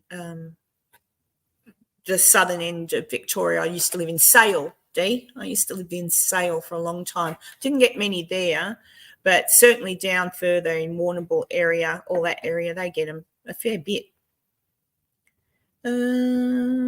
Last Tuesday there was one. Oh, I didn't see that. Everyone okay? Were they, Dee?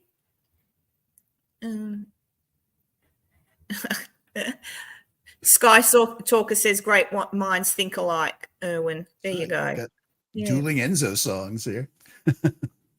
Oh, yeah, Tanya, that's right. Mum, there's a spider in my room. That's right. Just one. Yeah, I get that too. I get, Mum, this is what, or a lizard. Mum, there's a lizard in my room. And I go, and it's one of those, I don't know if you have them. They're this tiny little skinny long lizards. We call them skinks. Gecko. Yeah, not geckos. We've got geckos, tons of geckos. They're cute. I reckon they're cute. They're almost see-through. But these ones are called... Keep trying to sell me insurance for some reason. Oh, remember the insurance? I was talking to you about the air conditioning and the shonky air conditioning. Yeah. Insurance company won't do a thing because they classify... I've got to... Sorry.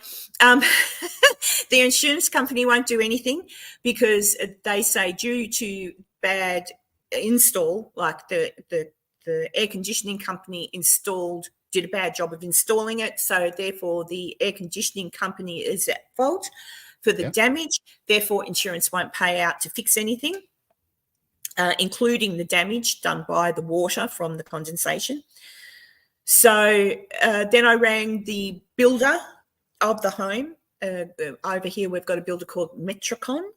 And Metricon, I said to them, I've got a guarantee, a structural guarantee on my home. Does it cover this? Because due to them not installing it correctly, this has happened, structural damage. Yep, no, we won't cover that. You have to go to the air conditioning company, which I already have. If any of you have been listening to the saga, I did, and they said they bad luck. They're not going to do anything. So then I went to the government agency that covers all of this, and they've said you've got to write to the air conditioning company, put it in writing, give them the copies of the reports that clearly show they did not install the air conditioner correctly, and you've got to give them 10 days to reply. So 10 days is coming up on Monday, and I haven't heard a peep out of the air conditioning company. So come Tuesday, I'll have to put in my complaint to the government and see where that goes. Otherwise, I'm up for almost $3,000 worth of stuff to be done to fix the problem. So some people suck, but that's where I am with that. So I just thought I'd let people know who had been listening what was going on.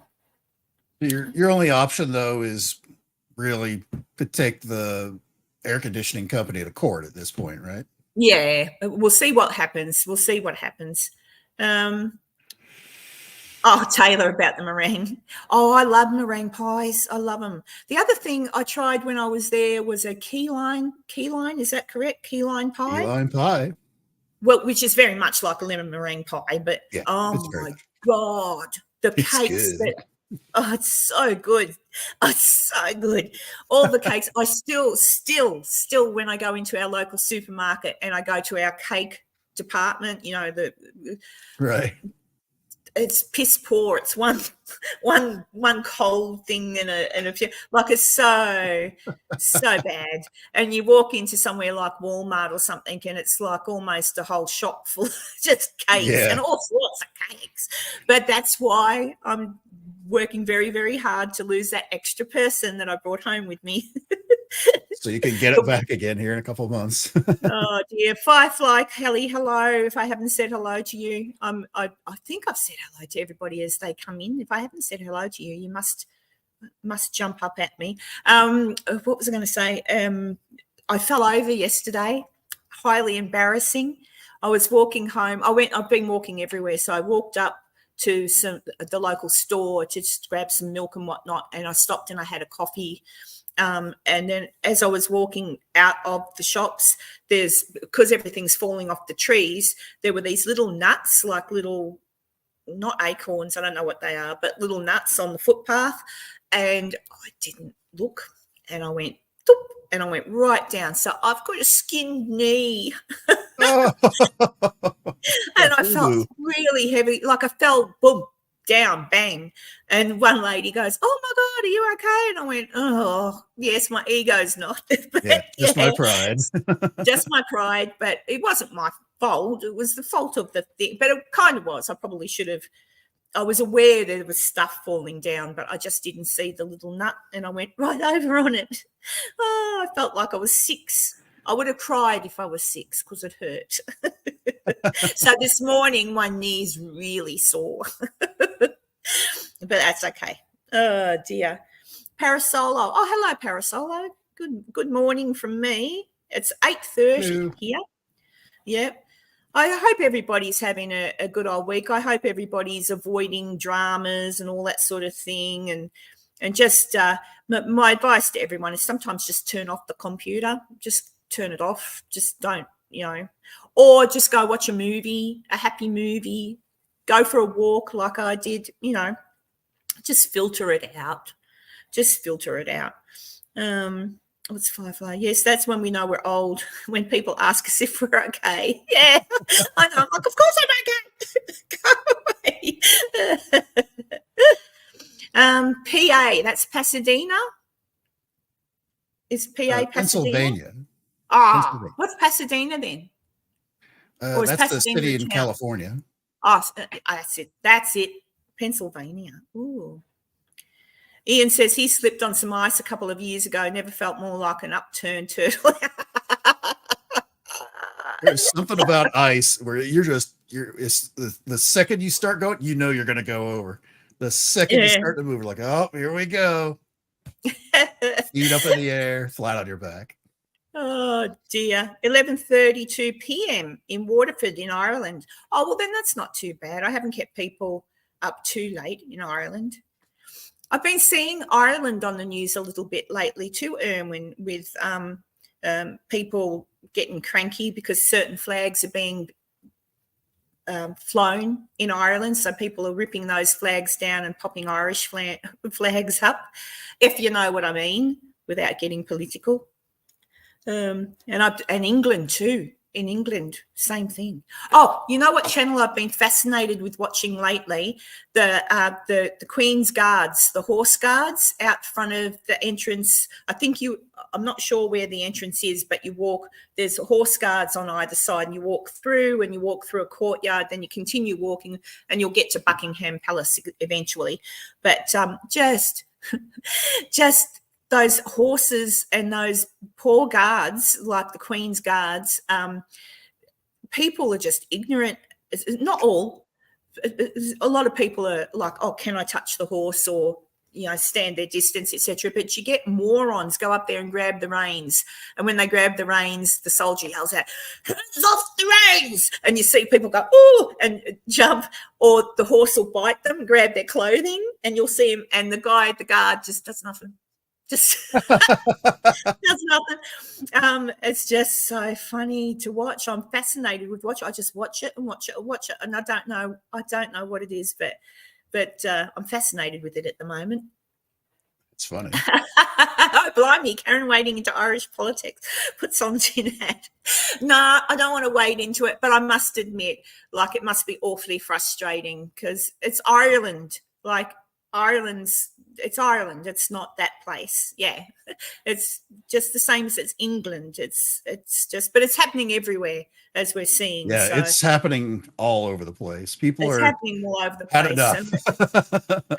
I've had enough, and I just, as I say, if those people want to, everybody has the right to their opinions, and everybody has the right to protest peacefully and nicely. everybody does, but at a certain, like if you're that, for me, if I were that passionate about something, I could, like if I had no children, like if I were young, like most of them, and I had no children to worry about or anything, oh, well, I'd put my money where my mouth is and I'd get on a plane and I'd fly over there to help them. But, you're not seeing that. And and I kind of get worried too, because at the moment, oftentimes we have smoke and mirrors. So a lot of things to take our mind off something a little bit more important. And I wonder also if that's happening. So I don't know. I just worry. I don't like seeing anything horrible and fighting. I don't like it. I'm just checking I haven't missed anybody. Party time. Who's having a party? Are you having a party, Sky Talker? Oh, hello, Betty. Did you just pop in? Let's see what Sky Talker says. Erwin, I'm an O'Loughlin. O'Loughlin? Is that how you say it? O'Loughlin? My folks came from Clare, County Clare. Is that what you call it? And the Burren photos. What's photos? Burren photos of mighty bleak compared to touristy pics today. Photos. Gotcha. I've got Irish blood in me too, Erwin. I did my DNA thing. They keep updating it, so I don't know how they managed to do that, but they keep every now and then from Ancestry.com. I'll get an update. I haven't changed much. I'm still half Scottish, half Irish. Irish and DNA Scottish. change over time that they need to give you Yeah, I don't know. I think what they might imply is that they get better at doing it, but then that would imply they have to repeat the test. So I'm not quite sure how that works, but I'm happy knowing I've got Scottish blood in me 100%, and I'm proud to have Irish blood in me as well. And I know that because I've done my family tree, so I know where we all come from, but it's pretty cool. What's Tanya saying? I would like Irish in me. Tanya, you cheeky girl. I didn't hear it, Enzo. There was no sound with that. Why did the sound not work? I don't know. You better work Now on I'm going to get mate. mad. Oh dear. Yeah, no. Another channel I'm fascinated with. There's a couple of them, but they're all in the shorts. They've got a channel, but it's mainly shorts, and it's photographs of World War II, photos taken during World War II, and then whoever has got that photograph, they've gone to the place where that photo was taken, and it's like a step back in time. So here's the photo of 1942, for example, and then it pans out the way to modern day in the same spot, and it's really eerie because it kind of fades away, and you can still see like big tanks, German tanks up against the side of a building, and then they pan away to modern day and the building's still there, and it's kind of spooky. It's I don't know if you'll find them on YouTube. Like if you check through, you'll kind of find them. I've been looking at different things. I don't know. It makes me think, why can't I just step back in time? It just looks eerie the way it's done. It's really well done. I wish I remember, but I'm only on my laptop, so I can't go to another screen to look for it. But I'll find it later, and I think I did put a link. I might have put a link in my community tab to one of them. But I just thought, it was really nice, Maisie. Nice. It was a reminder of times gone by that I never was alive to see, but, my grandparents were. My mum was only a baby. But how quickly I think sometimes people forget the past. Like even now when you speak to young kids, half of them don't even know what the hell World War II was. Like, oh, yeah. Or Vietnam or Korea. Basically, if it didn't happen in the last, like during your lifetime is usually how it works. It doesn't mean anything. It might as well be the Middle Ages. It's a history thing. It's a history topic. And it's just, and it's just kind of sad that I'm still of the era that I appreciate it because my grandpa fought in World War II. And I understand the sacrifices huge sacrifices that the men back in those days made, and because of them, where we are now. If they hadn't have done what they did, if they hadn't have been brave enough to go off and fight that war, we might all be either speaking Japanese or German. Like, it was that bad. And young ones these days don't really think about it. They don't think, half of them. I don't know what they're thinking about half the time. And I don't know. I just, and you look at old soldiers now that are from World War II, not long probably till they're not here anymore. And there's another channel that talks to them and they tell their stories, and it's heartbreaking. And I just wish younger ones would just wake up a little bit and appreciate what was done for them back in the day. But anyway, that's me. I'm getting old too. Well, and not to be, the old, man, get off my lawn kind of thing, but a lot of the youth today never really had any kind of like existential type struggle or anything, or was around for, to get drafted into any kind of a military conflict. The most tragic thing that's happened to, kids today would have been COVID. Yeah, actually, yeah, probably you're right. And even that turned out to be drastically terrible. In my opinion, that was just all to see how easily everyone can control us, and look how easy it was. I'm pretty disappointed in humanity right now. Yeah, how easy was it to make us do all that? Like, we all thought it was two minds. It was like, oh, we got to do down there in Australia, you literally had the camps that everyone warned about. It's like, no, we didn't. No, we didn't, Enzo. No, that's not even true. We didn't have the camps. Really? Okay. No, that's not true. Fake news.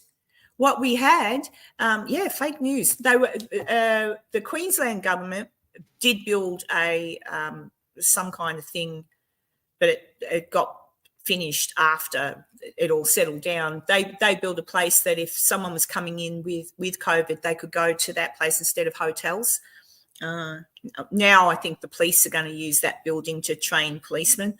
But no, I've heard that so many times from Americans that we had camps. We never. That's how it was represented in the news over here. That that's really weird. Locking people up, not letting them leave, where there were riots involved in the camps, the whole spiel. No, we had, what we did have was, I don't know if it happened. It did happen on the Victorian border as well. Victorian border and Queensland border. The Queensland government, thank God she's not in charge anymore, Premier or whatever we call her, she shut the borders. So there were Queensland residents who were on holiday in New South Wales, and they shut the border. That was it. You were not allowed past the border. So those people had to camp, as in camping, on a football field in the opposite side. Like, you had to basically put your caravans and all that sort of thing, or get into a hotel or whatever. But there wasn't a camp.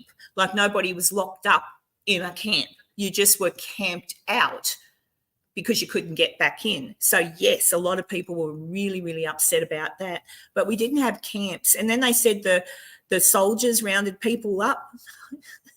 No, we didn't. The poor old soldiers got stuck with the job of manning the border because our police were undermanned. So originally it was just the police, but then they had police work to do. So it was like but no, we didn't have camps like that at all. But that only lasted a short amount of time. I think it was a couple good maybe Dee might remember. It was a good 3 months maybe till those people got back home. Maybe not that long, but it was ridiculous. Like, even if you had a relative dying and you were on the wrong side of the border, you couldn't go to see that relative die. Like, they weren't letting you. And that was really pissed a lot of people off. Like, it really did. Even that people couldn't get back over the border and had to live in their caravans. It was just shit. But, Erwin over here back in the day displaying Waterford crystal was a thing in many families from Ireland. The ladies could be quite fierce when it came to Waterford. I never forgot. Is that like a crystal, those crystal vases and stuff? Mm-hmm. Melbourne had border lockdown. Victoria was bad. Raided houses for. Yes, that's true. I forgot about that. That's right. There was a young lady, a woman, she was pregnant, and she made a comment that people should meet somewhere to discuss the situation or something like that. Well, she got reported because they deemed that as inciting, getting a group together. You weren't allowed to get into groups in the first place because you had to social distance. The police rocked up at her house. That was on the news. The police rocked up at her house and arrested her for a Facebook comment. Unbelievable. Like, the world was crazy. But that just goes to show you how easily, as a human race, how easily we can be manipulated and made to do stuff because we're threatened. So we get told, if you go outside, if you do this, if you do that, you're going to get arrested. You'll be fined. You'll get arrested.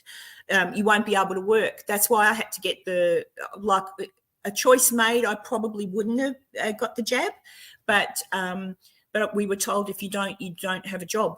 You're not allowed to work. So I was working in the industry where, so I had it done. Retrospectively, I don't know if it would work or not, but who knows? But yeah, so they did their little test. The world's done its little test. They know how easy it'll be in the future to control us. So watch out. And that's not a conspiracy theory. That's kind of fact. We did as we were told. Not everybody did, but we did. So how easy was that for them? Is yeah. Look, again, yes, it did kill a lot of people. But the other thing that people aren't aware of as well, that the medical people, and I know this also to be a fact, if someone was in hospital and they were in for, let's just say, cancer, end-stage cancer, or they'd come in with pneumonia, they'd been diagnosed with pneumonia, or, anything really that was probably going to send you over. They would also do the big C test. And when the time came that you passed, there was a special box on the paperwork that got ticked.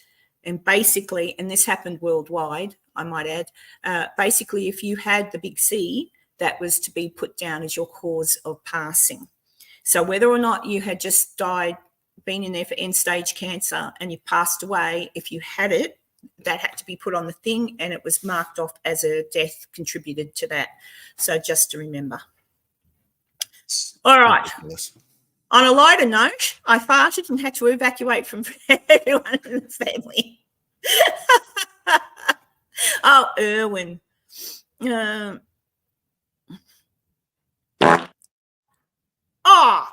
Enzo. The sound of that one word. It was Erwin. Oh, dear. Yeah, it was a pretty shitty time in our history. And, yeah, that's the worst thing that the kids nowadays have had to live through. Oh, I mean, I don't think my childhood was Vietnam because my dad could have been called up, but he didn't. So my childhood, I remember the newspapers and stuff, but as a child, you're protected from that. But I still always listen to my grandpa talk about World War II and the current, like my dad and his friends talking about what was happening in Vietnam, and it was a pretty scary time. And then later on, it was, of course, the wars that the boys had to go and fight in Iraq, the Iraqian War. There was the war that the English fought. Erwin, where did the English go? What was the name of that island? Prince Andrew fought there too. Falklands? Falklands, thank you. The Falklands War. So we were worried back in my day, in the 80s as well. We were worried about someone doing something stupid. The overall blanket of just nuclear war all the time too. Yeah. So, and nowadays, of course, they don't really even have to. Well, that's still a threat. it'll always be a threat because people have got them. But I think that's probably, the thing that kids nowadays, there's nothing. I think the thing that would kill kids nowadays is if the internet went down. It would. I think that. Yeah. I remember once. Yeah, they would. I remember I cracked the shits once with my kids when they were teenagers. They weren't listening. They weren't doing what I asked them to do, and they were giving back chat. So I went and unplugged the modem and took it and hid it in my room. Wow. My God. In the end, I had to put it back because honestly, it was so bad. There was screaming and crying, and I'm like, oh, Lord. 2024, that's considered a war crime. Yeah. So I ended up playing.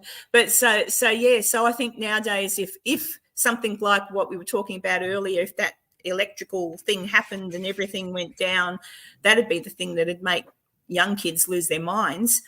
Because and that's actually the other thing they were talking about too. If that happens, of course, now a lot of places there's no landlines anymore for telephones. There's still some, but it's getting kind of replaced over time by the internet and everything. And I thought, you'd have no way to contact anybody unless you had a CB radio. And that's what I think. Shortwave, CB, all that stuff. Yeah, so who has them anymore? Not me. Maybe I should get one. Maybe I should start being a prepper. Yeah, there you go. Look, I think if anything like that happened, what are you going to do? I mean, I know how to grow vegetables. I've got some chickens. I always consider myself like half a prepper. They do make these like bags and containers and things like that that'll protect your stuff for electromagnetic pulse and things like that. I actually have one of those bags that I put an old tablet that I upgraded from. It still worked fine. It's just I wanted something that was faster and bigger, blah, blah, blah, blah, blah. I put that in there, the charger, and a little fold up solar panel to charge it. And I loaded it with a ton of books, medical type books, how to grow your garden type books, how to make your own ammo and traps and, woodsmanship. And so all of that stuff, all of that classic learning, all in there, all in this bag. So I'm ready. Yeah. And look, and also I just sort of think, like my kids, I have to teach them how to cook and they're not interested. I'll say, look, let me show you how to make this, and I'll make something for them. And they stand there and watch me and walk away. And then they'll come back to me a week later and go, hey, Mum, can you cook up some spaghetti sauce? And I'll go, I showed you how to do it. Yeah, I kind of forgot. Or, oh, but you do it so much better. Me look it up. There's a YouTube video on that. I'm sure it'll teach me how to do it. Yeah. So I don't know. Erwin, I remember my grandfather and father talking about the troubles in Ireland when the British came over. Scary stuff, but what's worse is the human race don't learn. No, I know. Oop. And it's and that's I remember those times too, Erwin. That was another thing that was frightening when bombs were going off in London. I suppose that's one thing my boys saw too. When they set the bombs off on the buses and the train stations in London. When was that? Oh my God, that was in the 2000s because I had the babies. So I mean all these horrible things, and we went through that. But again, kids, you were worried about going to the shopping centres because you didn't know who was going to do something stupid. And then, of course, that's happened again lately, just here in Australia. We had a terrible thing happen in Sydney a few weeks back, a fellow with a knife, not terrorism related, just an absolute Looney Tune. Crazy. Yeah, and then we had someone in Melbourne, Dee, if you saw that, someone in a shopping centre there went in and was starting the same thing, but thankfully he was taken down. Some fellas all jumped on him and took him down, but it's just mental. It's just crazy. It's so sad. But anyway, what happens? We're all got to go someday, I suppose. Well, I know where I'm going if the apocalypse happens. I'm going to your house. Oh, Enzo's house. Yeah. My house. Yeah, but you got to find him. That's it. Yeah. I'm not actually here. I'm not at the beach. Well, I wonder. Actually, I'm almost 100% positive that there's a whole network of God knows what underground, probably in the Arizona desert somewhere, where all the rich people are going to go if anything happens. And I don't know. I've got an idea. I watched that Y-Files again, Enzo, and so I've got an idea of where they've built it. Oh, in the Arizona. The deep underground military bases, DUMS. Yeah. So I think that's where we have to head, the Arizona desert. But good luck. They probably wouldn't even let us in. That'd be like that horrible movie. There was a movie where you see him getting turned away from that. It had John Cusack in it. And it was like the end of the world was coming. And 2012. Yes. Oh, that was terrible, that movie. Oh, it was terrible. But yeah. Well, guys, it's getting to time for me to finish it. We've had a lot of conversation. Is Maisie still here? Maisie? Oh, yes, there she is. Maisie's still here. She hasn't gone away. She still loves me. But I see we can have a conversation, and nobody has yelled at each other in this, have they? And we've talked about lots of stuff today. So it's even fringing on delicate people and politics a little bit. Yeah, so. But that's what I mean, just fringing on, because I don't really want to get into that side of who's controlling what. But you go too deep on that side. No, but just pointing out some strange things that I think as human beings we need to just keep our little eyes on, like just keep our eyes on things. I mean, I don't know. Hopefully everything will turn out okay. Yeah, big group hug. That's right, Sky. Well, I'm going to say goodbye to everybody because I do have to go out for breakfast with my little darling girl that I know, Alex, and she's going to take me somewhere nice to have brekkie. I'm still not hungry, but it's an outing, isn't it? Just keep your eyes on things. Oh, and Maisie, I did send you an email response to your email. If you want to go and check it out, you can do that. And Dr. Deb, oh, hello. Did you just get here, or did I miss saying hello to you? That'd be right. Everyone will start coming in too late. I could always move the time up an hour. I mean, not now, but I could always start an hour later, maybe. I don't know. But poor old Enzo will get sick of me changing the times. We might try that next week. Should we try that next week, Enzo? Maybe I'll start at 8 o'clock instead of 7. Is that what you want to do? I don't know. What time would that be for you? Because I start at 7 a.m. for me. And what time is it for you? Just an hour later from this show. Yeah. That would be a start time of 5 p.m. my time. What do you think? Or does that interfere with your dinner time? No, not really. Well, that's because I have noticed the last couple of lives we've done, around about the time I'm saying goodbye, people start popping in. So, all right. Well, that's what I'll do. So keep an eye out for that, guys. Oh, I suppose that gives me an extra hour to sleep in too, doesn't it? Since you did bring up Alex Jones, this is what I think about the new time zone change. No. Oh, okay. I see. Actually, hang on a second. I don't think I shared the audio on it. I will share the audio. Oh, this is what you think about the new time change. Oh, look, Alex Jones is on the show.